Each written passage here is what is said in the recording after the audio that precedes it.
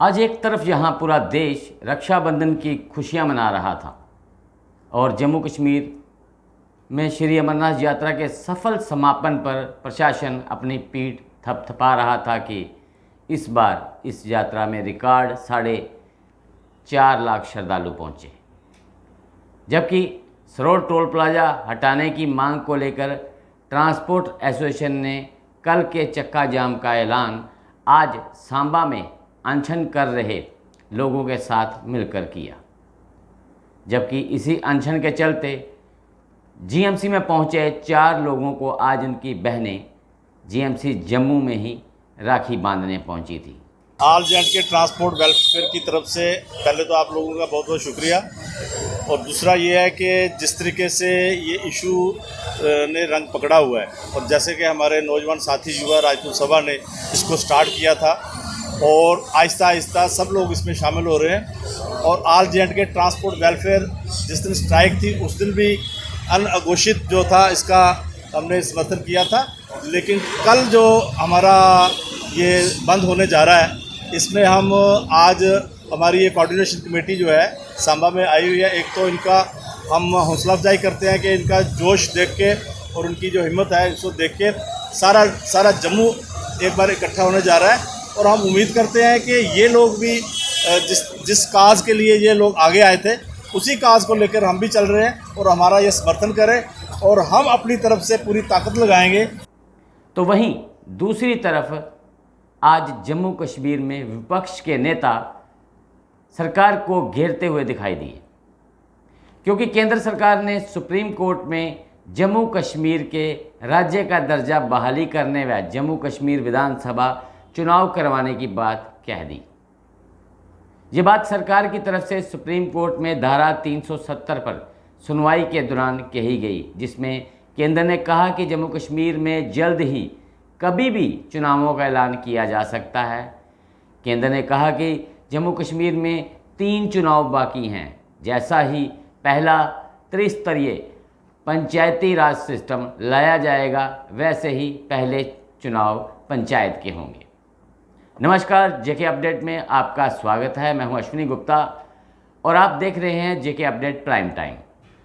तो आपको बताते हैं कि आज के दिन जम्मू कश्मीर में क्यों सुर्खियों में रहा, क्योंकि सुप्रीम कोर्ट में केंद्र की तरफ से पेश हुए सॉलिसिटर जनरल तुषार मेहता ने कहा कि लेह हिल डेवलपमेंट काउंसिल के चुनाव खत्म हो चुके हैं और कारगिल में सितंबर में चुनाव होने हैं। केंद्र ने सुप्रीम कोर्ट से कहा कि वह जम्मू कश्मीर को वापस राज्य का दर्जा देने की समय सीमा नहीं बता सकता। हालांकि केंद्र ने साफ किया कि जम्मू कश्मीर का केंद्र शासित प्रदेश का दर्जा जो है वो अस्थायी है और इसे पूर्ण राज्य का दर्जा देने के लिए कार्रवाई की जा रही है। सॉलिसिटर जनरल तुषार मेहता ने चीफ जस्टिस DY चंद्रचूड़ के नेतृत्व वाली 5 न्यायाधीशों की पीठ से कहा कि जम्मू कश्मीर में चुनाव पर निर्णय भारत निर्वाचन आयोग को और राज्य चुनाव आयोग को लेना है। मेहता ने पीठ को बताया कि जम्मू कश्मीर में चुनाव 3 स्तरों पर होंगे। पहला चुनाव पंचायत का, दूसरा नगर निगमों यानी कि निकाय चुनाव और फिर तीसरा विधानसभा स्तर का चुनाव होगा। केंद्र ने 19 अगस्त को शीर्ष अदालत में कहा था कि जम्मू कश्मीर की केंद्र शासित प्रदेश की स्थिति स्थायी नहीं है और वह 31 अगस्त को आज अदालत में इस जटिल राजनीतिक मुद्दे पर एक विस्तृत बयान देगा। धारा 370 को निरस्त करने के केंद्र के फैसले को चुनौती देने वाली याचिकाओं पर सुनवाई करते हुए 5 न्यायाधीशों की संविधान पीठ ने सरकार से जम्मू कश्मीर में चुनावी लोकतंत्र की बहाली के लिए एक विशिष्ट समय सीमा निर्धारित करने को कहा था। अब इसके बाद जम्मू कश्मीर के नेता मैदान में उतर आए और एक के बाद एक केंद्र सरकार पर पलटवार किया। JKPCC के फाउंडर सज्जाद लोन ने कहा कि केंद्र ने सुप्रीम कोर्ट में कोई नई बात नहीं कही। वो तो 4 साल से यही बात कह रहे हैं कि राज्य का दर्जा फिर बहाल होगा, जम्मू कश्मीर में जल्द चुनाव होंगे, लेकिन हम उन्हें कहते हैं कि कम से कम वो डेट तो बता दो। I'm disappointed not for J&K. Well, I'm disappointed not for J&K, but for the Supreme Court this time, because this statement is almost as similar as the statement made on the floor of the Parliament on 5th of August 2019. These statements that are made, the submissions that have been made in the Supreme Court are not very dissimilar from the statements that have come from the central government in the past 4 years. So I'm disappointed, not because of J&K, but partly because of judiciary. This is the highest pedestal of judiciary. And if they ask a question and the answer is same, as ambiguous as it was 4 years back, as evasive as it was 4 years back, then I think it's a matter of concern. That's what I'm saying. There is no timeline. There is absolutely no timeline.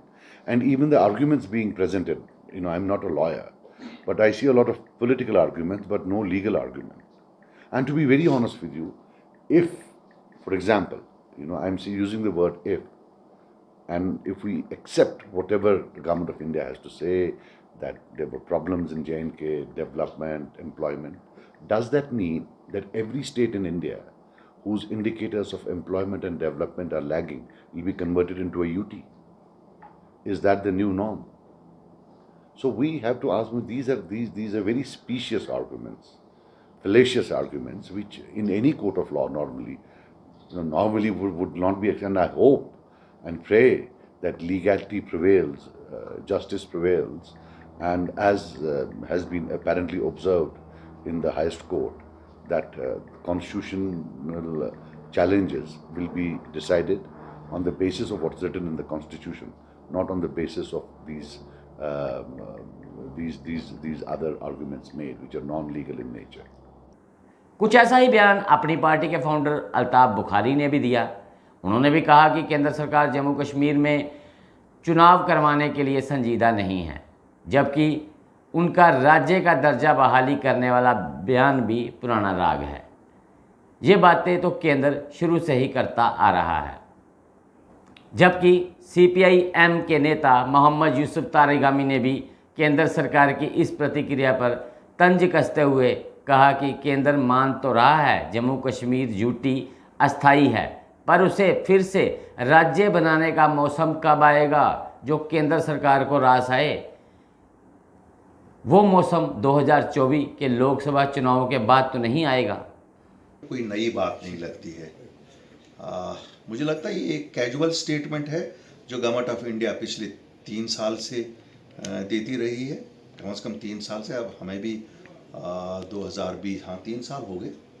मुझे लगा जब हम पहले दिन मिले थे तब भी टोटल हमें ये अंडरस्टैंडिंग दी गई थी कि इलेक्शन बहुत जल्दी होंगे जम्मू एंड कश्मीर में और स्टेटहुड भी बहाल हो जाएगी। तो दीज आर कैजुअल स्टेटमेंट्स। इसमें वो सीरियसनेस जो जम्मू कश्मीर का अवाम सोचता था कि सुप्रीम कोर्ट में कोई गवर्नमेंट ऑफ इंडिया कमिटमेंट करेगा कि कल इलेक्शन है, परसों इलेक्शन, तो कैजुअली तो हमें भी पता है। इसमें कोई नई बात नहीं आई है और ऐसा भी नहीं है कि हमें कोई शक है कि इलेक्शन नहीं होंगे। तो 10 साल बाद भी हो सकते हैं, 5 साल बाद भी हो सकते हैं, 5 दिन बाद भी हो सकते हैं। It is a wild guess for anybody to say. So there is nothing new in this statement or nothing serious by this statement. क्यों पार्लियामेंट में कहा है? पार्लियामेंट सबसे बड़ा ऐवान है। पार्लियामेंट में भारत की सरकार ने कहा है, भारत के वजीर आज़म ने कहा है, भारत के होम मिनिस्टर ने कहा है कि स्टेटहुड भी बहाल करेंगे और इलेक्शन भी करेंगे। नई बात नहीं है, लेकिन एक चीज़ इसमें मॉनिटर करने की ज़रूरत है। जब भी इसके बारे में पॉलिटिकल पार्टीज़ की तरफ से कहा जाता था कि इलेक्शन होल्ड किया जाए, ये जवाब शायद आपको मिलता था कि ये election of India, commission of India का काम है, गवर्नमेंट का नहीं। तो आज इसमें क्या फ़र्क है? मुझे कोई बहुत फ़र्क नहीं। देखिए मुझे इसमें कोई बहुत बड़ी फ़र्क नहीं लगती है। गवर्नमेंट इलेक्शन कमीशन हो या गवर्नमेंट ऑफ इंडिया हो, ये बात आप किस अंदाज में बोलेंगे, अंदाज बदल गया होगा क्या आज गवर्नमेंट को, क्योंकि इलेक्शन कमीशन वहाँ नहीं है तो गवर्नमेंट को जवाब देना था, तो गवर्नमेंट के वकील ने जवाब दिया। लेकिन इसमें कोई नई बात नहीं है, इसमें कोई सीरियस बात नहीं है, इसमें कोई सीरियसनेस नहीं है। वो ऐसा ही है जैसा 2023 से सुनते आए हैं। तो ये तो होना ही है, एक दिन तो होना ही है। इस दुनिया में जो इंसान है उसको मरना ही है, ये ऐसा ही स्टेटमेंट है, मरना तो है ही उसको एक दिन। तो without restriction of statehood election होना क्या कुछ ये भी हो, हम जब कोई कंडीशनल कभी नहीं, हमने कंडीशंस नहीं मानी है। लोगों की मांग है कि इलेक्शन हो, हमने तो कभी कंडीशनल नहीं किया। लेकिन न वो स्टेटहुड पे कोई ऐसा कोई बयान देंगे, वहाँ वही कहा जो पार्लियामेंट में कहा, और वही आज भी। इसलिए मुझे कुछ नहीं लगता है इसका कतन ये भी मतलब नहीं है कि मैं सोचता हूँ कि यहाँ कुछ ही नहीं होगा, लेकिन they will choose their own time. मुझे नहीं लगता है कि अदालत की वजह से वो कुछ डिफरेंट करने जा रहे हैं। Thank you sir. हालांकि इस पर कांग्रेस भी कहां खामोश रही। कांग्रेस के उपाध्यक्ष जीएम मोंगा ने केंद्र सरकार के बयान पर सवाल खड़ा कर दिया और पूछा कि भाई, जब जम्मू कश्मीर में हालात ठीक हैं, आप पंचायत चुनाव करवाने की बात कर रहे हैं, तो बताएं कि जब पंचायतों के चुनाव हो सकते हैं तो फिर विधानसभा के चुनाव क्यों नहीं हो सकते। हमारी पार्टी जो है राइट फ्रॉम बिगिनिंग, जब से 370 का एब्रोगेशन हुआ 5 अगस्त 2019 को, तो हमारा कंसिस्टेंट स्टैंड रहा है कि एक तो हमारा स्टेटहुड वापस किया जाए, that should be followed by the elections, assembly elections, state assembly का इलेक्शन उसके साथ में होना चाहिए। ये हमारी डिमांड थी सबसे पहले। और दूसरी बात ये थी कि जिस तरीके से 370 को एब्रोगेट किया गया, वो टोटली एक अनकॉन्स्टिट्यूशनल था और इलीगल था।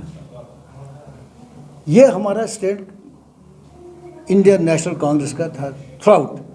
और इस सिलसिले में हमारी जो वर्किंग कमेटी है, उसने भी इसका पर मुहर अपनी लगाई थी कि जिस तरीके से इसको एब्रोगेट किया गया, abrogation is absolutely unconstitutional and illegal. तो आज का जो बयान अब सॉलिसिटर जनरल ने बिफोर सुप्रीम कोर्ट आज के दिन में किया है, उनने टाइम फ्रेम की बात ही नहीं की है। उन्होंने कहा जी वक्त पर हम कर लेंगे इलेक्शन, वक्त पर हम स्टेटहुड देंगे। टाइम फ्रेम सुप्रीम कोर्ट ने मांगा था। तो उसका मतलब ये है कि अभी उनकी जो गवर्नमेंट ऑफ इंडिया की जो नीयत है विज़ जम्मू एंड कश्मीर, जिन हालात से हम गुजर रहे हैं, जो हालात यहाँ पैदा किए गए हैं, और 5000 से ज़्यादा लोग इस वक्त जेलों में हैं, यहाँ से कहते हैं यहाँ हालात ठीक है। एक तरफ से अगर आप स्टेटमेंट इनका देख लें, ये फिगर्स जो दे रहे हैं, फिगर्स जो ऑनरेबल सुप्रीम कोर्ट में इन्होंने दिए हैं, उस फिगर्स का हम काउंटर कर सकते हैं। और यहाँ से कहते हैं यहाँ हालात बिल्कुल ठीक है, जम्मू कश्मीर में सुधर गया है, कोई स्टोन पेल्टिंग नहीं है, कोई ये नहीं है, कोई एनकाउंटर नहीं है, हालात बिल्कुल ठीक हैं। असेंबली से पहले हम यहाँ 3 टायर सिस्टम का इलेक्शन करने जा रहे हैं, यूएलबी का कर रहे हैं। तो अगर यूएलबी का आप कर रहे हैं तो स्टेट असेंबली का इलेक्शन क्यों नहीं कर सकते हैं? दूसरी तरफ से तो आप ये कहते हो। तो हमें जो लग रहा है कि इस सिलसिले में before the honourable supreme court, हालांकि हमारा जो मेन मकसद ये है, जो पिटिशंस इस वक्त बिफोर सुप्रीम कोर्ट है, वो यही है कि जो एब्रोगेशन हुई है 370 की, it is unconstitutional and illegal. तो मुझे नहीं लग रहा है कि आज का जो पार्टी को, हमारी कांग्रेस पार्टी को जो स्टैंड है, उस लिहाज से मुझे लग रहा है कि आज का जो बयान उनका है तुषार मेहता जी का, जो हमारे सॉलिसिटर जनरल हैं इंडिया के, तो उन्होंने भी इसमें कोई जो हुकूमत से उन्हें कहा गया वो तो खुद नहीं कह सकते हैं। ये तो गवर्नमेंट ऑफ इंडिया की बात है, ये होम मिनिस्ट्री की बात है कि हम देखेंगे जी वक्त पर इलेक्शन करेंगे। इलेक्शन करना तो ये कोई मेहरबानी उनकी तो नहीं होगी, इलेक्शन तो होने ही होने हैं, लेकिन कब होंगे ये चीफ जस्टिस, जो चीफ जस्टिस, ये highest, this is the highest court of our country. अब हाईएस्ट कोर्ट का भी अगर आप इतनी इज्जत नहीं दोगे, इतनी बात नहीं कर सकते जो उन्हें पूछा, तो उसका जवाब नहीं दे सकते हो, तो आप खुद समझ सकते हैं कि यहाँ क्या हालात हैं, इस मुल्क में क्या हालात हैं। जो हाईएस्ट कोर्ट जानना चाहते थे कि आप कब टाइम फ्रेम दे दो कि आप स्टेटहुड कब वापस कर रहे हो और कब इलेक्शन कर रहे हैं, उसके मुतालिक बस आज हम यही जानना चाहते हैं, आपसे यही बात करना चाहते थे कि हमारी पार्टी का जो स्टैंड है वो स्टैंड बाय दैट, जो हमने सबसे पहले तमाम जमातों से पहले हमने अपना स्टैंड रखा था। सर, भारतीय जनता करने जा रहे हैं या यूएलबी के इलेक्शन करने जा रहे हैं, तो स्टेट के असेंबली के इलेक्शन क्यों नहीं करा रहे हैं? उसमें क्यों चुप है और उसमें क्यों दोगली पॉलिसी है? उसके मुतालिक बात क्यों नहीं कर रहे हैं? उस वक्त क्यों कहते हैं जी वो हम देख लेंगे? उसमें जब आप पंचायत के इलेक्शन करके यूएलबी के कर रहे हो, यहाँ जो म्यूनिसिपल कॉरपोरेशन के इलेक्शन कर रहे हो सिटी में, जम्मू सिटी में, श्रीनगर सिटी में, तो असेंबली इलेक्शन क्यों नहीं कर रहे? अगर वही आपकी जो बात है वही हम सच माने तो असेंबली इलेक्शन होनी चाहिए, स्टेटहुड वापस आना चाहिए। जो उन्होंने अपने पार्लियामेंट में वादा दिया होम मिनिस्टर ने कि हम ये कर रहे हैं जी वहाँ रेस्टोर, तो वो भी नहीं किया है। उनको नजूमी से पूछना होगा, चुनाव होंगे तब जब कोई उनको बताएंगे क्या वोट के बगैर आप सरकार बनाएंगे। वो नजूमी उनको मिलता नहीं है, जब मिलेगा उस वक्त वोट कर लेंगे, इलेक्शन कर लेंगे। और फिर कितनी बार उन्होंने कहा, 2019 में भी कहा ये स्टेट टेम्पररी है, ये यूनियन टेरिटरीज, मौजूद वक्त पर। अब वो मौसम फिर किसी नजूमी से पूछना होगा कौन सा मौसम गवर्नमेंट ऑफ इंडिया को रास आता है, और शायद वो मौसम 2024 में पता चलेगा, शायद मौसम में बदलाव आ जाए और फिर उनको रास आएगा। तो गोया कि बताइए आज तक उनकी कौन सी बात काबिल एतबार रही है जो आज हम ये तवक्को रख लेंगे कि एतबार की बात उन्होंने कही। मुझे ये बताइए ना, चुनाव के बारे में पता नहीं, स्टेटहुड रेस्टोर करने के बारे में वादा सही, लेकिन ये पता नहीं कब।